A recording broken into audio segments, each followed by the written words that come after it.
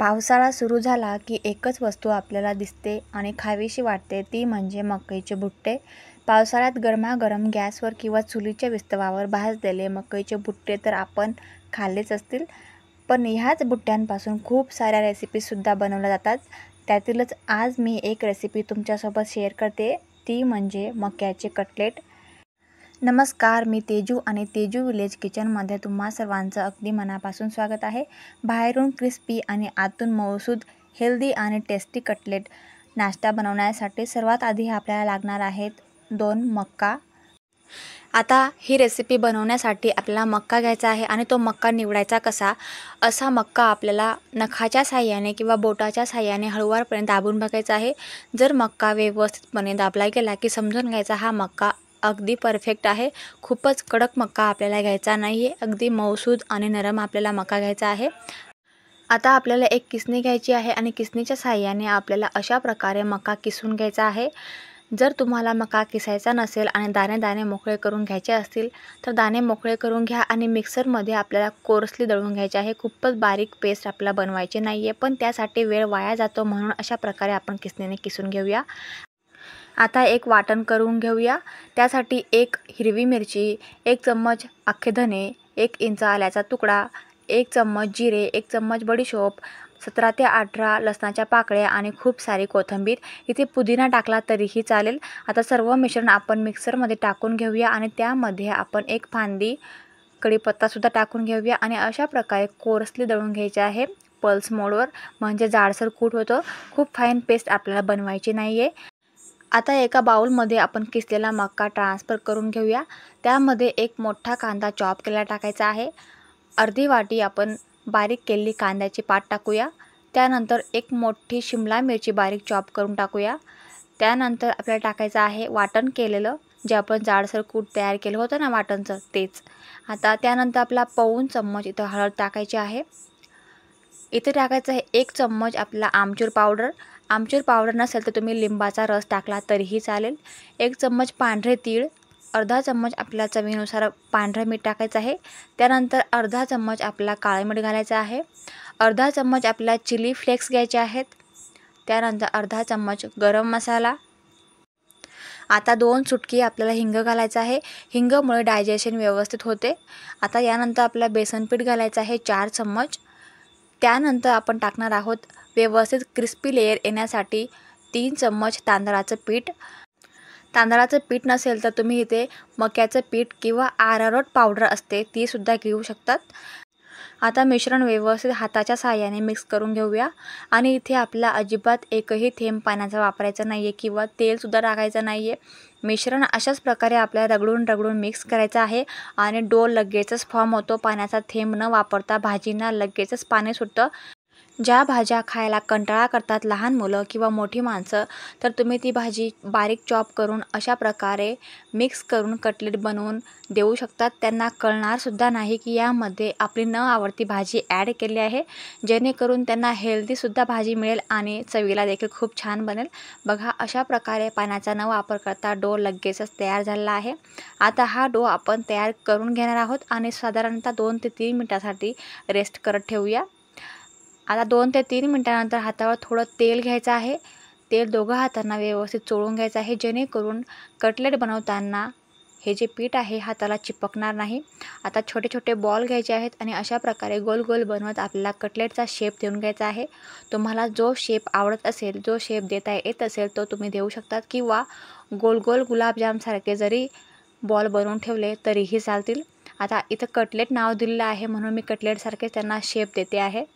सर्व कटलेट आपल्याला बनवून घ्यायचे आहेत. साधारणतः 7 ते 8 कटलेट एवढ्या पिठापासून बनवले जातात. कटलेटच्या या डोमध्ये आपण फाईन चॉप करून पुदिनासुद्धा टाकू शकतो किंवा अजून भाज्या किंवा अजून ज्वारीचं पीठ असो किंवा बाजरीचं पीठ असो ते सुद्धा ॲड करू शकतो आणि थालीपीठसुद्धा थापू शकतो. अतिशय उत्कृष्ट आणि टेस्टी हेल्दी नाश्ता बनतो, पोटभरीचा नाश्ता बनतो किंवा लहान मुलांच्या टिफिनसाठी सुद्धा हा नाश्ता अगदी परफेक्ट आहे. आता एक ताट घ्यायचं आहे आणि ह्या ताटाला आपल्याला 1 ते 2 चम्मच कुकिंग ऑइल टाकायचं आहे आणि व्यवस्थित बोटाच्या साहाय्याने किंवा ब्रशच्या साहाय्याने ग्रीस करून घ्यायचं आहे. जेणेकरून कटलेट खाली चिपकणार नाही आणि इझिली व्यवस्थित निघतील। आता बघा पूर्ण कटलेट आपल्याला रेडी करून घ्यायचे आहेत आणि ह्या ताटामध्ये व्यवस्थित सेट करून घ्यायचे आहेत। तुमच्या पद्धतीने तुम्ही कटलेट लहान बनवा किंवा मोठे बनवा। आता अशा प्रकारे मी मीडियम साईजचे कटलेट बनवले आहेत आणि अगदी परफेक्ट असे 8 कटलेट रेडी झाले आहेत। पूर्ण कटलेट व्यवस्थित रेडी झाले आहेत आणि ताटामध्ये सुद्धा आपण ठेवले आहेत। आता एका कढईमध्ये आपण पाणी गरम करत ठेवूया। आता बघा पाणी उकळत आहे आणि या पाण्यामध्ये मी एक स्टँडसुद्धा ठेवला आहे आणि ह्या स्टँडवर आपल्याला हे ताट सेट करून व्यवस्थित ठेवायचं आहे। वरून झाकण ठेवून आपल्या गॅसची फ्लेम मीडियम करायची आहे आणि 20 मिनिटासाठी आपला कटलेट व्यवस्थित वाफवून घ्यायचे आहेत। 20 मिनिटानंतर कटलेट बघा कलर चेंज झाला आहे आणि व्यवस्थित वाफवले गेले आहेत। आता वाफवले की नाही हे चेक कसं करायचं, तर अशा प्रकारे एक टूथपिक घ्या आणि अशा प्रकारे पोअर करा। क्लीन आलेली आहे आपली टूथपिक, म्हणजेच आपले कटलेट व्यवस्थित शिजलेले आहेत, व्यवस्थित वाफवलेले आहेत। आता ताट आपण बाहेर काढून घेऊया आणि कटलेट पूर्णपणे गार करून घ्यायचे आहेत। अशा प्रकारे तुम्हाला नॉन ऑइली कटलेट पाहिजे असतील आणि हेल्दी पाहिजे असतील तर तुम्ही अशाच प्रकारे सर्व करू शकतात। टोमॅटो केचप बरोबर किंवा चिंचेची चटणी असो किंवा पुदिन्याची चटणी, दोघंही चटण्या मी तुम्हाला अपलोड करून दिल्या आहेत। तुम्ही जाऊन व्हिडिओ बघू शकतात आपल्या मराठी चॅनलवर। आता हाताला सुद्धा आपले कटलेट न चिपकता मस्त असे रेडी झाले आहेत। तुम्हाला जर कटलेट स्टोअर करायचे असतील तर अशा प्रकारे एका एअरटाईट कंटेनरमध्ये आपण कटलेट ठेवूया आणि 10 ते 12 दिवस अगदी इझिली हे कटलेट फ्रीजमध्ये स्टोअर राहतात, कुठलीही खराबी येत नाही। आणि जेव्हा आपल्याला वाटले की अशा प्रकारे कटलेट काढायचे आणि 2 ते 3 चम्मच तेलामध्ये शॅलो फ्राय करून आपण इझिली स्टोअर केलेले कटलेट फ्राय करून खाऊ शकतो। अगदी टेस्टी राहतात, कुठलीही प्रकारची त्याची टेस्ट चव बदलत नाही। आता कटलेट आपण अशा प्रकारे 3 ते 4 चम्मच तेलामध्ये शॅलो फ्राय करून घेऊया। जर तुम्हाला डीप फ्राय आवडत असेल तर तुम्ही डीप फ्रायसुद्धा करू शकतात। इथे मी शॅलो फ्राय करते आहे। कटलेट पॅनमध्ये टाकल्यानंतर साधारणतः 3 ते 4 मिनिटानंतर आपल्याला परतून घ्यायचे आहेत, जेणेकरून ते मस्त दोघं बाजूने व्यवस्थित गोल्डन कलरचे क्रिस्पी बनतात। आपले कटलेट दोघं बाजूने व्यवस्थित 3 ते 4 मिनिटानंतर क्रिस्पी फ्राय झाले आहेत आणि त्याचा कलर बघा किती छान आला आहे। आपले golden cutlet, healthy cutlet ready झाले आहेत। तुम्हाला आजची रेसिपी कशी वाटली मला कमेंट करून नक्की सांगा। आता कटलेट आपण पूर्णपणे काढून घेऊया। कटलेट पूर्णपणे काढले गेले की तुम्हाला जर गरमागरम सर्व करायचे असतील तर तुम्ही लगेच सर्व करू शकतात किंवा गार झाल्यानंतर सर्व केले तरीही छान आणि टेस्टी लागतात। आता हे जे कटलेट आहेत ना, हे कटलेट आपण टोमॅटो केचप बरोबर किंवा कोणत्याही कुठल्याही चटणीबरोबर आपण सर्व करू शकतो। फ्रेंड्स, तुम्हाला चटणीची रेसिपी पाहिजे असेल तर तेजू विलेज किचन चॅनलवर तुम्ही जाऊन चेक करू शकतात आणि वेगवेगळ्या प्रकारच्या चटणीसुद्धा बघू शकतात आणि ट्राय करू शकतात। बाहेरून क्रिस्पी आणि आतून मऊसूत कटलेट आपली रेडी झाले आहेत।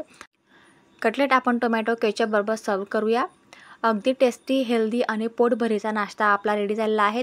लहान मुलांच्या टिफिनसाठी तर ही रेसिपी अगदी परफेक्ट आहे आणि लहान मुलं तर काय, मोठ्यांसाठी सुद्धा हा टेस्टी नाश्ता अगदी परफेक्ट आहे। आजची रेसिपी तुम्हाला कशी वाटली मला कमेंट करून नक्की सांगा। रेसिपी आवडली असेल तर प्लीज रेसिपीला लाईक करा। आता भेटूया आपण पुढच्या व्हिडिओमध्ये। तोपर्यंत अशाच नवनवीन आणि छान छान रेसिपी तुम्हाला बघायच्या असतील तर आपल्या तेजू विलेज किचन चॅनलला सबस्क्राईब करा। आता भेटूया आपण पुढच्या नवीन हेल्दी आणि टेस्टी रेसिपीसोबत। तोपर्यंत खात रहा, मस्त रहा, हेल्दी रहा आणि मेन म्हणजे हॅपी रहा। Thank you.